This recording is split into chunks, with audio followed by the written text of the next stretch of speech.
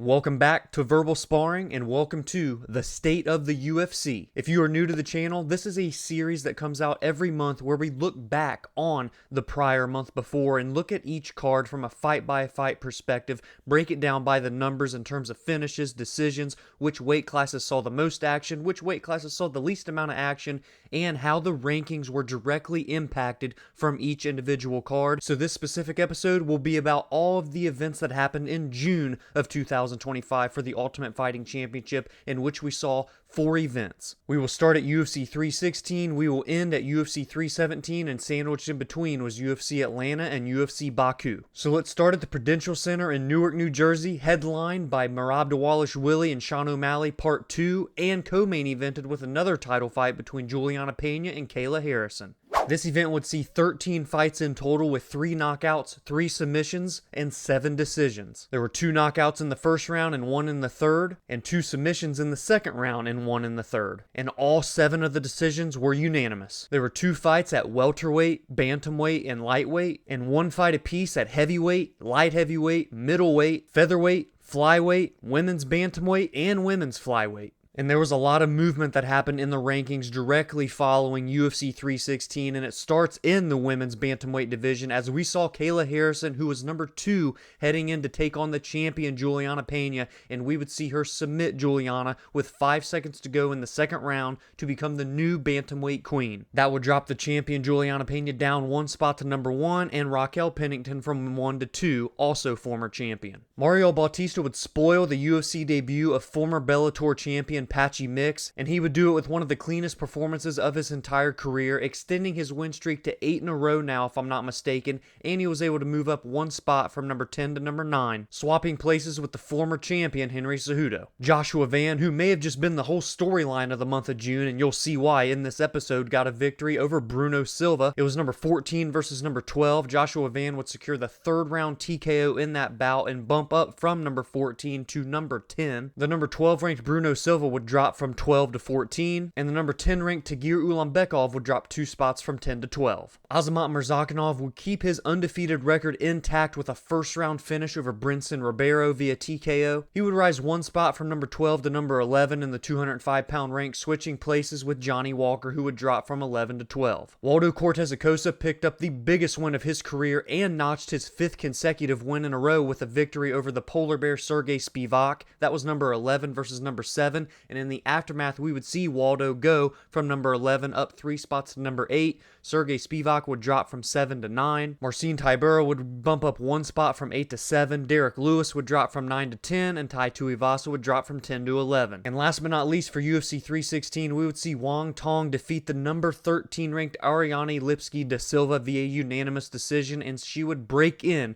to the top 15 of flyweight, debuting at number 14. Ariane Lipski da Silva would drop from 13 to 15. Casey O'Neill would rise 1 spot from 14 to 13, and Karine Silva would drop from 11 to 12. Next we move to UFC Atlanta, and what was the first trip to the ATL for the UFC since April of 2019, where we would see Max Holloway versus Dustin Poirier and Israel Adesanya versus Kelvin Gastelum, an all-time night. This card would also feature 13 fights, but much less in terms of finishing prowess for the fighters on this card, as we would see just 3 knockouts, no submissions, 9 decisions, and our first no contest of 2025. There was 1 knockout apiece in the first, second, and third rounds. 8 of the 9 decisions were unanimous, with 1 being a technical unanimous decision, and the no contest was due to an illegal upkick that would happen in the first round. We would see 3 fights at welterweight and bantamweight, one of those 3 welterweight bouts being the main event between Kamaru Usman and Joaquin Buckley, 2 fights apiece at light heavyweight, middleweight, and women's flyweight, and 1 fight at men's flyweight. And on the Tuesday following UFC Atlanta, there were no changes to the rankings that were directly impacted by the results of this card.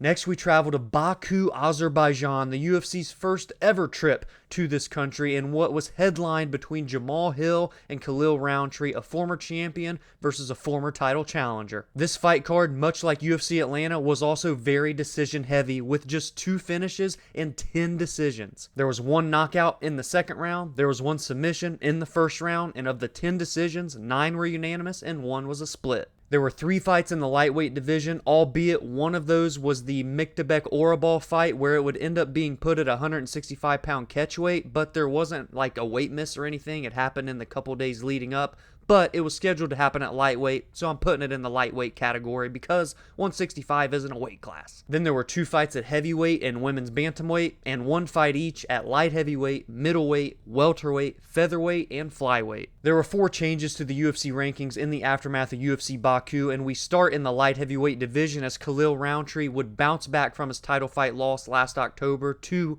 Alex Pereira and get the victory via unanimous decision, quite convincingly, may I add, over Jamal Hill, the former champion. Khalil would rise from number 7 to number 4, Jamal would drop from 4 to 6, and Alexander Rakic would dip from 6 to 7. Rafael Fiziev ended his 3-fight losing streak with a very fun decision win over Ignacio Bahamondes, and he would actually be awarded with rising to number 10, switching places in the lightweight ranks with Renato Moicano, who we would see fight at UFC 317. Daria Zelenjakova would get revenge over Melissa Mullins from a few years back on their regional fight careers, and she would get the decision win, putting her at number 15 in the women's bantamweight division. The aforementioned number 12 ranked flyweight Tagir Ulanbekov would get a victory, extending his own win streak over Azat Maksum via unanimous decision. He would go from number 12 to number 11. Joshua Van would then drop back to number 12, but don't worry, that wouldn't last long, as you're about to find out. Because capping out the month was International Fight Week 2025 at T-Mobile Arena in Las Vegas, Nevada. UFC 317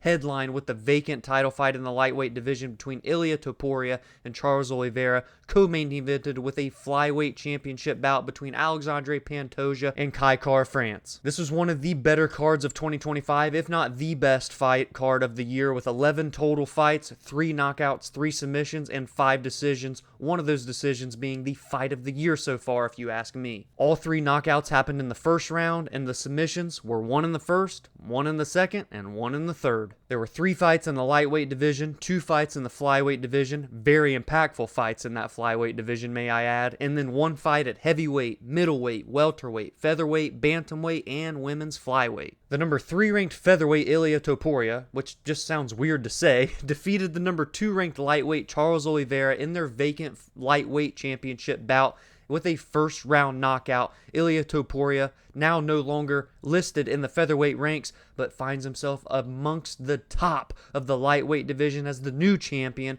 and finds himself at the top of another ranking that we're going to touch on in just a couple of minutes. Charles Oliveira would dip down from number 2 to number 3, and being that Ilia Topuria was a new addition to the weight class, that pretty much meant that the entire division would have to shift down. Although Beneil Dariush, who was number 9, stayed, and that's because of his victory over Renato Moicano on the same night. And here we are with Joshua Van and Brandon Royval, the fight of the year for 2025, the first time in UFC history where 2 fighters in a 15-minute fight would both land over 200 significant strikes, nearly 800 total strikes thrown between the two, and Joshua Van would come out as the victor in this absolute blood and guts war on just 3 weeks' notice, mind you, because the same man fought at UFC 316 to start the month of June. And because of this amazing fight and amazing performance and amazing victory from the number 12 ranked Joshua Van, he would catapult himself all the way up 11 spots to the number 1 ranked flyweight in the world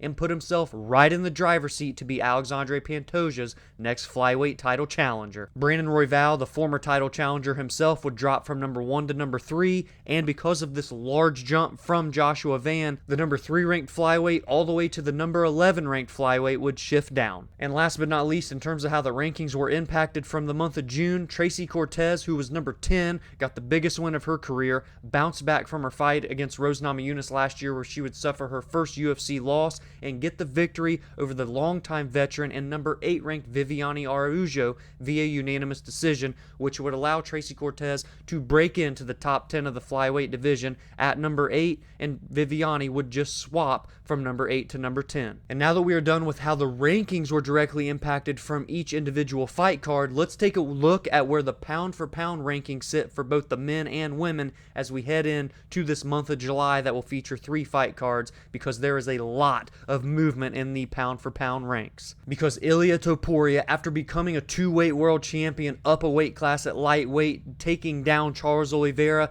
would go from number 3 in the world pound for pound to number 1, taking away the throne that was held by Islam Makhachev, the now former lightweight champion of the world, who now finds himself at number 2. Merab Dvalishvili, who successfully defended his title for the second time at UFC 316 at the beginning of the month, finds himself at number 3. Alexandre Pantoja, who successfully defended his flyweight title at UFC 317 against Kai Kara-France for the 4th time, finds himself now at number 5 in the world pound for pound, rising 4 spots up from number 9. Tom Aspinall, who during the month of June would become the undisputed heavyweight champion due to the retirement of John Jones, finds himself at number 9 in the world, with a fight announcement probably coming pretty soon for the heavyweight king. And rounding out the top 15 of the pound for pound is Charles Oliveira, who after the loss against Ilia Topuria would drop from number 13 to number 15. And as for the women, Valentina Shevchenko still sits atop the throne at number 1. The strawweight champion Zhang Weili finds herself at number 2.